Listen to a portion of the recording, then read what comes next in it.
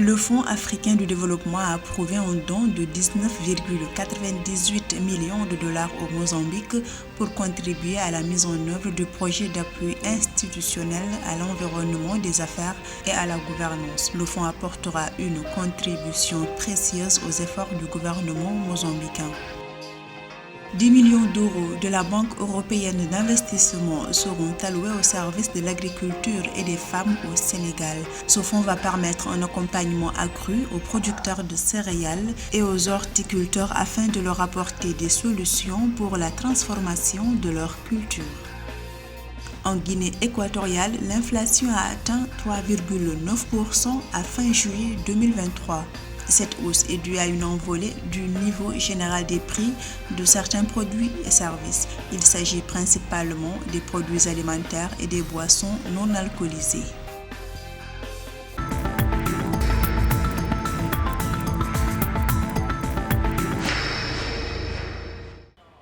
Afin de soutenir l'environnement des affaires au Mozambique, le Fonds africain de développement a fait un don d'environ 20 millions de dollars. L'information ressort d'un récent communiqué de la Banque africaine de développement. La mise en œuvre du projet permettra de soutenir les réformes dans deux grands domaines, à savoir l'amélioration de l'environnement favorable au secteur privé pour la reprise économique et la croissance verte et le renforcement de l'efficacité de la responsabilité et de la transparence des dépenses publiques. Si le Mozambique n'est pas capable de favoriser des investissements, ce serait rater le coche des capacités et des disponibilités de l'économie mozambicaine.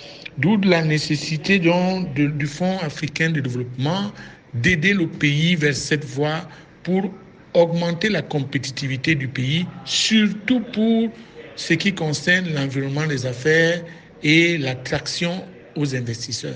Le don du Fonds africain de développement apportera une contribution précieuse aux efforts du gouvernement mozambicain car il permettra de contribuer à réduire les formalités administratives imposées aux entreprises et aux investisseurs et à favoriser un environnement plus propice à l'investissement et à la création d'entreprises. Il soutiendra également la conception et la mise en œuvre d'un régime d'incitation fiscale qui maximise l'attraction des investissements, y compris les incitations à la réduction des risques des investissements climato-intelligents. Toutes les économies devraient s'y atteler, mais particulièrement le Mozambique qui a un défi à la créativité.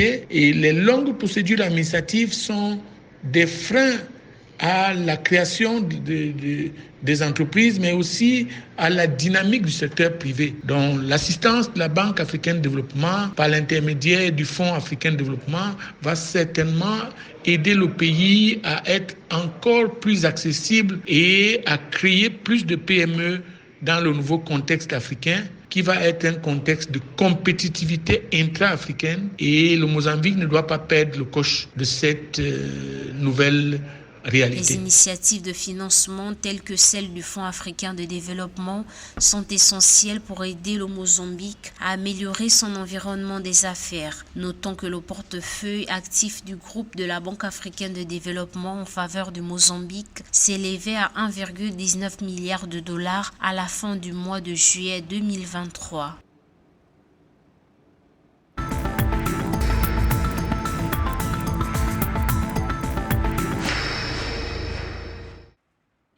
La Banque européenne d'investissement et la compagnie financière africaine ont signé un accord de financement à hauteur de 10 millions d'euros au service de l'agriculture et des femmes au Sénégal. Le montant va permettre un accompagnement accru aux producteurs de céréales et aux horticulteurs afin de leur apporter des solutions pour la transformation de leur culture. Ce financement va contribuer à l'amélioration de la sécurité alimentaire, à la protection de l'environnement et à la création d'opportunités économiques pour tous les acteurs locaux au Sénégal.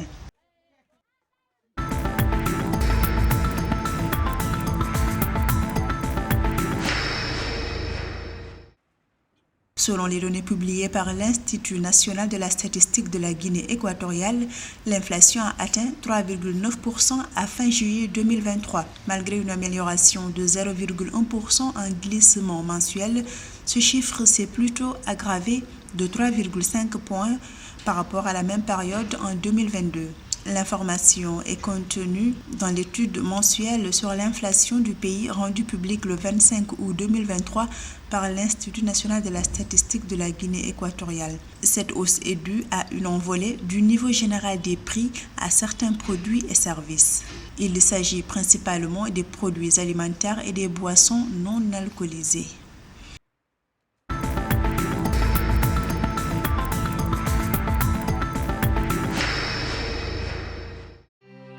500 000 $ ont été accordés au Maroc par la Banque africaine d'import-export Afreximbank pour venir en aide aux victimes du séisme qui a récemment touché le pays. Selon un communiqué de presse, ce don servira à aider le gouvernement dans ses efforts de relèvement, de secours et de reconstruction. Le soutien permettra de répondre aux besoins de base en nourriture, eau, vêtements et abris et de rétablir l'électricité et d'autres services essentiels pour les familles touchées suite aux ravages causés par un violent tremblement de terre de magnitude 6,8. Il s'agit du séisme le plus puissant à avoir frappé le centre du Maroc depuis plus d'un siècle, faisant près de 3000 décès et de nombreux blessés.